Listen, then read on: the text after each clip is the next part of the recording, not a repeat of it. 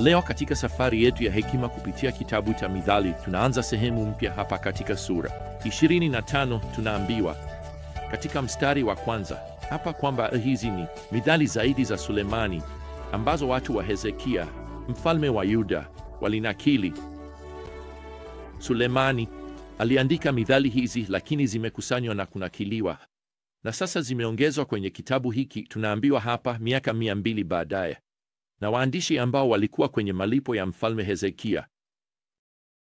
Sasa katika sehemu hii inayoanzia sura ya 25 hadi sura ya 29, mithali nyingi zinawasilishwa kama tofauti au kulinganisha.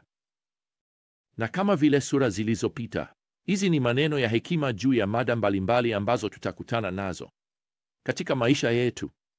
Sasa kumbuka, hekima ni uwezo wa kufanya uamuzi sahihi kwa wakati sahihi na kwa sababu sahihi.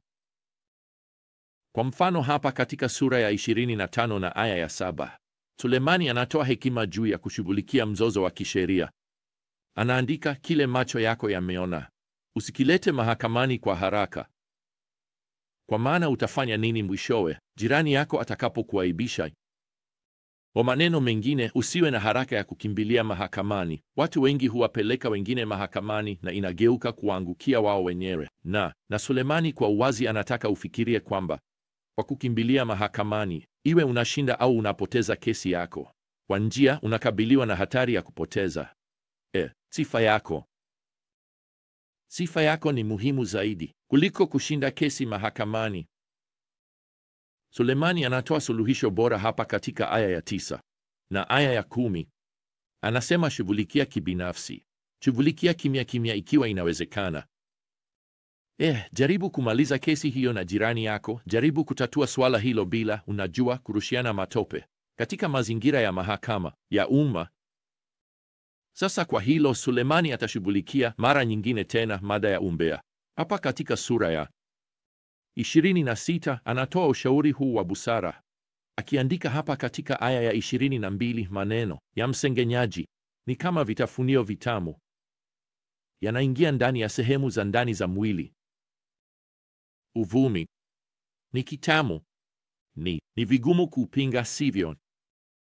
Mtu fulani aliwahi kusema kwamba msemo hili si jambo langu mara nyingi hufuatiwa na neno lakini. Hili si jambo langu, lakini basi hapo ndipo kitafunio hicho cha umbea kinapoanza. Sulemani anaonya katika aya ya 21 kwamba umbea utakuwa kama kuni zinazoongezwa kwenye moto ambayo inaufanya kuwa moto mkubwa zaidi kuliko awali. Suluhisho rahisi zaidi kwa njia ni kutosikiliza, kwa sababu kama husikilizi, huenda usijaribiwe kurudia. Hapa kuna kanuni ya msingi itakayokulinda wewe na wengi wengine walio karibu nawe katika swala hili. Kama wewe si sehemu ya tatizo na si sehemu ya suluhisho, kaa mbali na hali hiyo.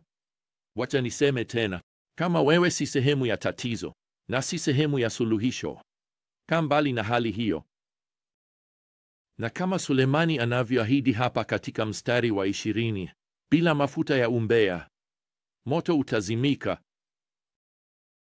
Sasa tunapata methali hii ya kipekee hapa katika sura ya 27 na mstari wa 19. Kama vile maji yanavyoakisi uso, ndivyo moyo wa mtu unavyoakisi mtu.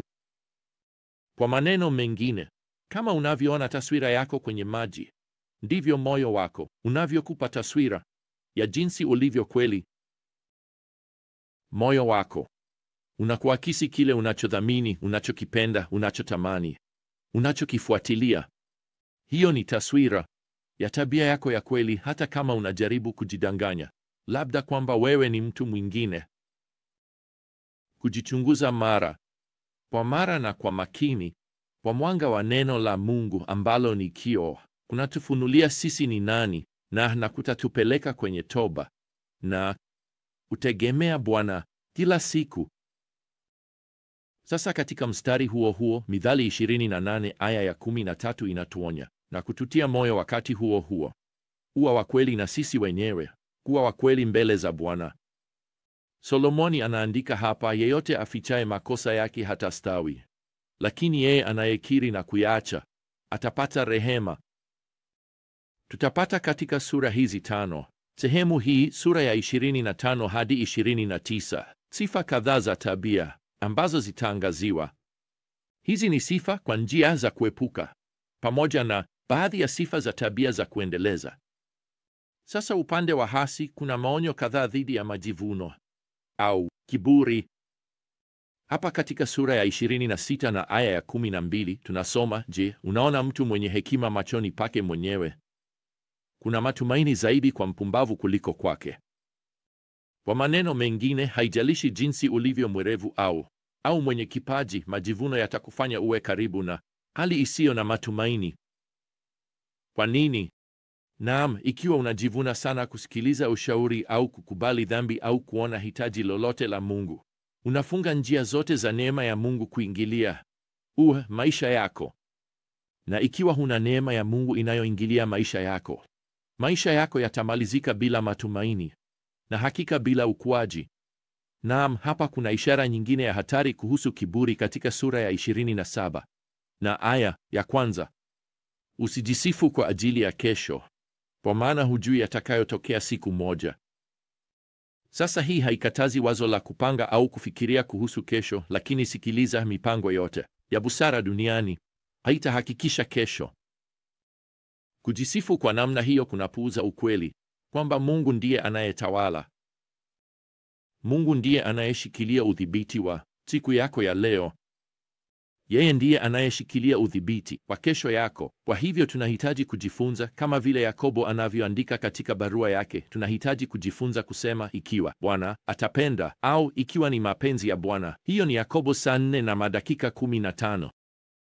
Sasa Sulemani anaendelea kutoa kipande kingine cha hekima ya vitendo hapa katika sura ya 27.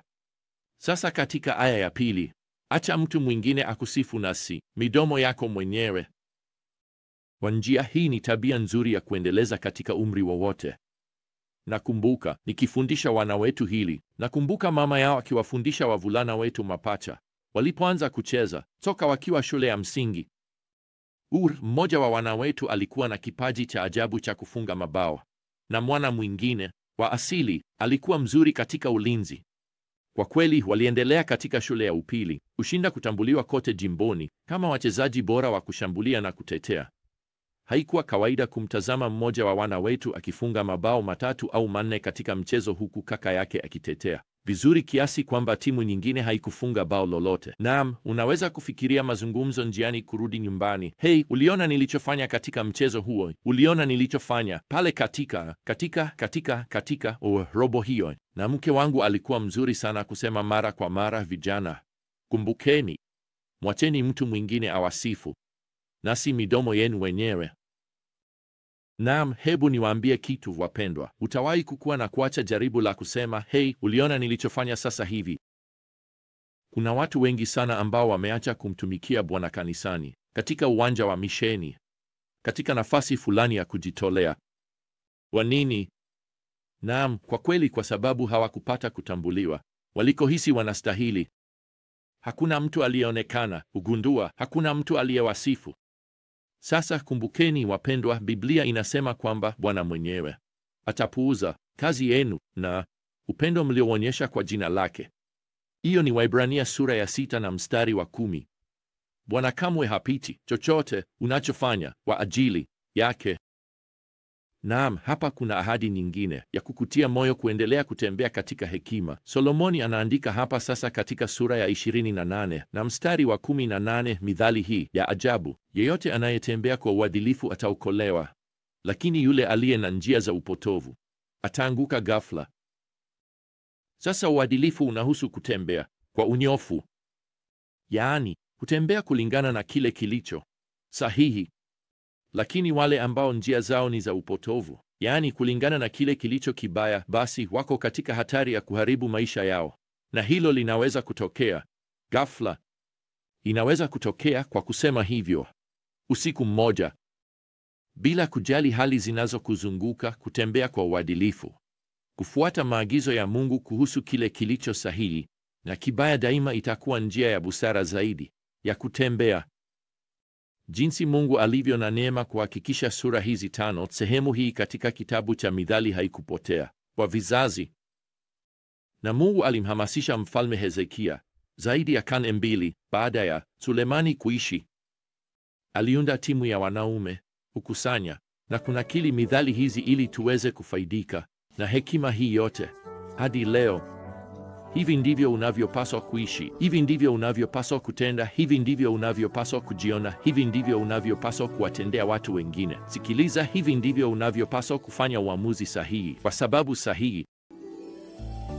Basi hadi safari yetu ya hekima ijayo pamoja, wapendwa, neema ya Bwana Yesu Kristo na upendo wa Mungu na ushirika wa Roho Mtakatifu uwe nanyi nyote. Amina.